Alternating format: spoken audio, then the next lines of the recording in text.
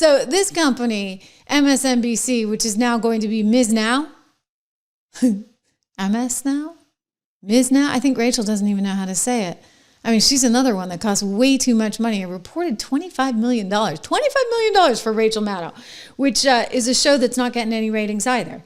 So if you're actually in the ratings business and you need to actually get ad revenue based on ratings, why do you have your most expensive anchor working once a week, Monday nights only, one night only, standing room only, Rachel Maddow, tune in at Monday night at, I don't even know what time she's on. I think it used to be 9 o'clock. I remember because she would come on as I would get off the air at 8 o'clock on Fox. I'd get off. I was on from 8 to 9, and then somehow I'd see her, I think, or maybe she was actually, yeah, I think that's what it was. Anyway, I don't even know when she's on, but I don't think anybody knows when she's on.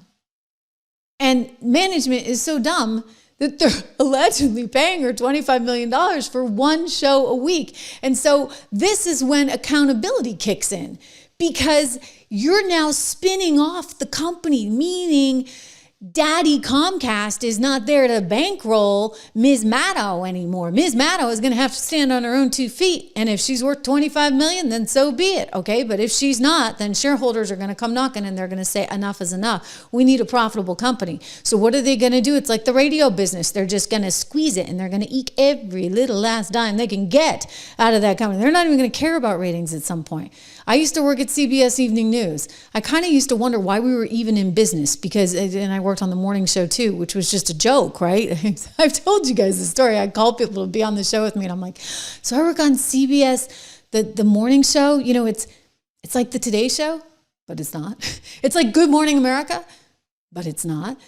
People didn't even know what it was. So CBS Evening News, I mean, you go back to the Cronkite era, they had quite a business, right? I mean, the cameramen were all flying first class. Like, it was a big, big deal.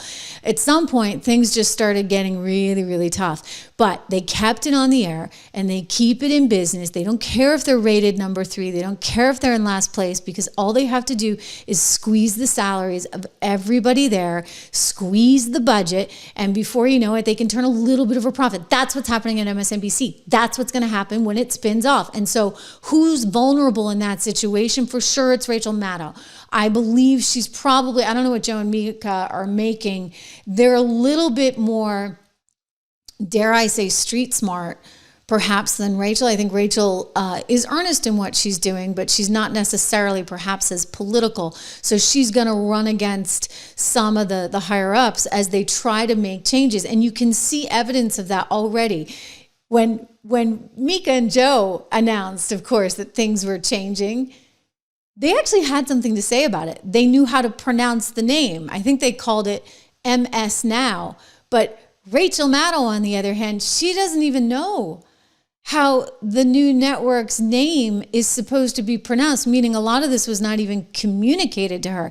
She's the same person who went on air losing it over her good friend Joy Reid getting kicked off. I mean, Joy Reid deserved to be kicked off. Joy Reid was incredibly divisive and really not a very good person with the divisive things that she said, including, you know, don't go to Thanksgiving with your relatives if they voted for Trump. I mean, who does that? I mean, it's like, so I'm over it. Anyway, and by the way, I have family members, my parents, that are not Trump supporters. I mean, they were out there. Maybe that's why I keep going on about boomers with their signs over the weekend. I mean, I'm like, okay, guys, great. You know what? You get to like relive your 1960s Vietnam era. I adore my parents, by the way, but you know, we have certain rules. We don't talk politics. And you can have family members that you disagree with. You just don't talk politics. And Joy Reid wants you to hate on your family members. She was like encouraging my family to not have Thanksgiving with me because of my politics. Do you understand that that's not the right tenor for the country right now? That is the wrong direction. So Rachel now is in a situation where she's out there defending all these people that get fired. She seems to be on the wrong side with bosses. They're paying her $25 million. And I'm just saying, once the company gets spun off, the company that she doesn't even know how to say because apparently nobody's communicated it to her, Rachel Maddow is going to possibly be one of the sacrificial lambs in all this. And don't feel bad for her. She should have banked enough money by now. And maybe she'll do fine, right? She's got that little podcast. She can continue doing that. And she doesn't even have to go on air on Monday nights. Meanwhile, these two, We could all be fired a year from now whenever this happens. You never know what's going to happen. They may just make it. They really may. Have you noticed the pivot? The little pivot.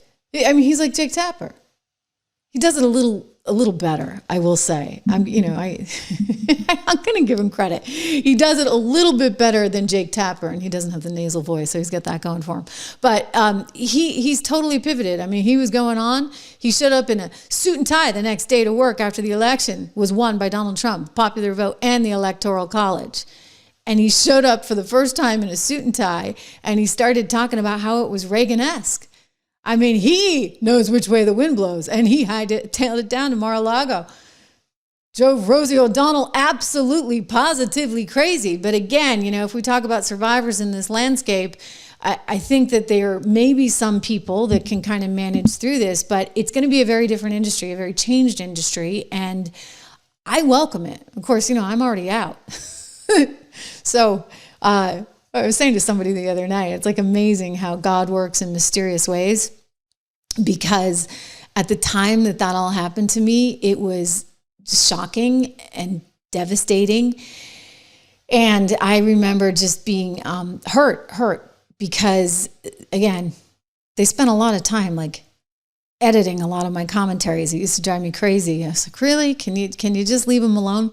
But to think that you work so hard on something and you have a point of view, which you believe to be right, and you're told, have a point of view, they okay it, and then the next thing you know, you're like, so it was a difficult thing from that standpoint. But the beauty of it is it introduced me to this whole new world of streaming, which I'll be honest, guys, I wish I had discovered years before. Like, I never understood it. And when I started, like, it was a little disheartening. Leslie, I hope you're here. Let me look, because Leslie was like one of the first people in the chat. And she's like, Trish, your mic's not working. It still happens now and then, by the way. But you guys were like awesome. Like, so many of you have been here from the very, very beginning. And I appreciate everything that you do to make this a success. And I love that I can do it this way. Because I love my job, and I love telling the truth, and I love having an opinion. I mean, and I wear it on my sleeve. And, as you've seen, it's gotten me in trouble. But I get to do that here. And that's pretty meaningful and pretty exciting.